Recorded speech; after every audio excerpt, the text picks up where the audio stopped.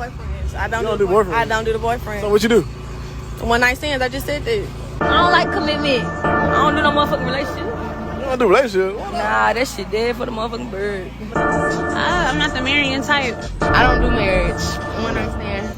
I'm more of a, solo type of bitch.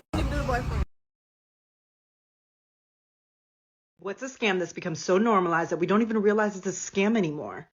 The I'm an independent, strong black woman, I don't need no man narrative is a scam. Here's why.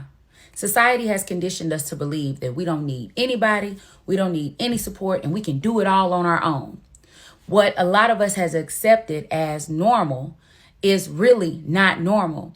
Households were created to be two adults and children. The price points that the world is set in now requires two incomes. That's why you're working two jobs. And if we are not working two jobs, we have told ourselves that we have to go back to school, get higher education so we can make more money, which is a necessity. But wouldn't it be better if you had a whole team member helping you along? Because what ends up happening is, yes, love, your career is great. Yes, I am so proud of you for getting your doctorate. I am so proud of you for buying the house. No, I do not believe that women should wait to progress in life until they have a man. That's not what I'm saying. But we are so guarded and we are protecting ourselves so heavily away from every man that we miss on a good man. We automatically assume that all black men are out to get us. And the more you think something, the more you believe something, and the more you see something. So we cut off all men who are not making at least six figures. We tell our baby daddies we don't need them because you're not able to pay us substantial child support. So my kids don't need you. And we don't realize that our black men offer so much more than just their financial provision.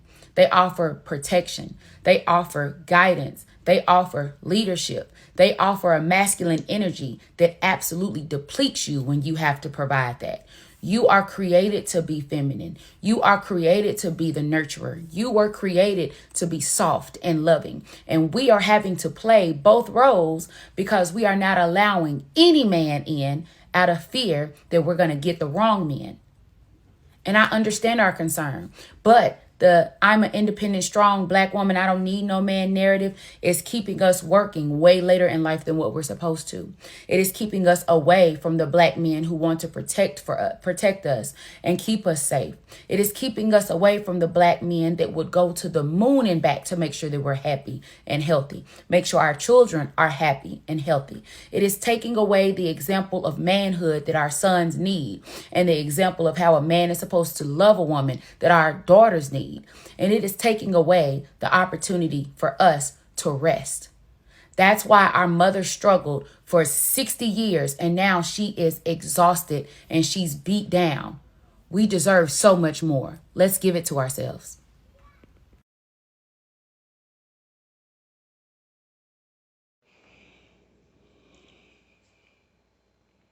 So y'all wonder why I do videos like this? And I put these ladies out front like that. It's only to show that there's not a dick required in order for you to see the world for what it is. You take a look at this young woman. This young woman is absolutely right on point. Right on point. Right on the nose. Why? Because sometimes you have to look at things for not your own truth, but the truth. In order for you to decide that, hey, and you have to analyze yourself. In order for you to decide that, hey, I'm not going to be like that. I'm going to be better than that. And that's what this young lady was able to do. So what ends up happening is, ladies and gentlemen, we don't even know how to acknowledge when we are winning now. Because your goal is to have the perfect man check off every single one of your boxes. And when you look at yourself, you can't even tell most women nowadays that they don't deserve the perfect man. If you deserve the perfect man, that means you are perfect. Okay? That means you're going to check off all of their boxes, and he's going to check off all of your boxes. Alright?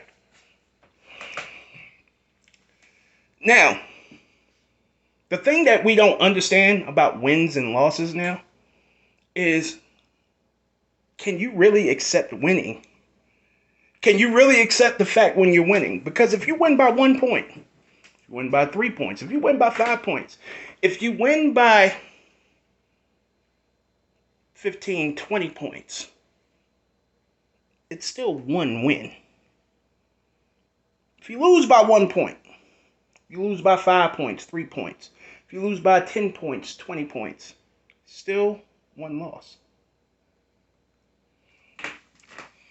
You see, a lot of times we want to get to the point that we blowing out the game, that we winning. And we can't even look and actually realize that we winning these games by 3, 4 points, 5 points. And say that's the whole goal, that's the whole purpose. And maybe if we go and work on our game together and add cohesion, maybe with the core that we have and what we have in place, we can build on that to the point that we are winning by 20, 30 points. Because I believe in them, because we're already winning, I believe in that person, and that person believes in me. No, we don't do that. You know what we do? Or you know what you do? You go looking for that superstar that checks all your boxes. And try to bring that person in to do all the heavy lifting. And you do the rebounding or whatever the case may be. But this person is putting all the points on the board. This person is doing all of these things in order for you to win. And later on, this person realizes, hey, I'm doing all the work.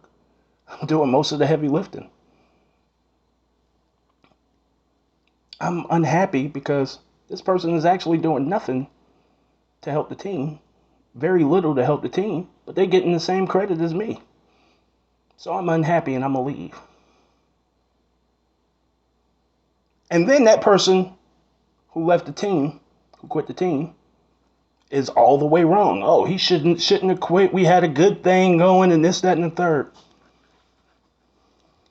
But you gave up the person that you could have built chemistry and team with because y'all wasn't winning by enough.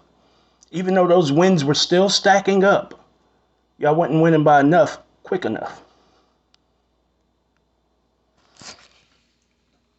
In other words, a lot of times you trade in what could be long-term happiness for bigger happiness, but shorter terms. Where my basketball fans at? Look no further than the Kevin Durant situation, if you want to liken what I said to that. Kevin Durant was in OKC. He was about to beat the team that had just won the championship the year before. And he lost to that team. That team goes on to the finals and loses. That team then goes and recruits the superstar. Kevin Durant goes and plays for this team. Kevin Durant makes all the difference in the world. They win the next 2 championships, go to the finals a third time, and they lose in that finals due to the fact people got hurt. Kevin Durant is not receiving the credit that he thinks he deserves, so he's unhappy with what he's given and hadn't received the credit, so he leaves. They both go through growing pains for the first couple years, but this very year, the team who had already won the championship and decided to add the superstar won again with their original core. Hot damn, I'm a bad motherfucker. Step up in the club looking like an ice sculpture. Show off.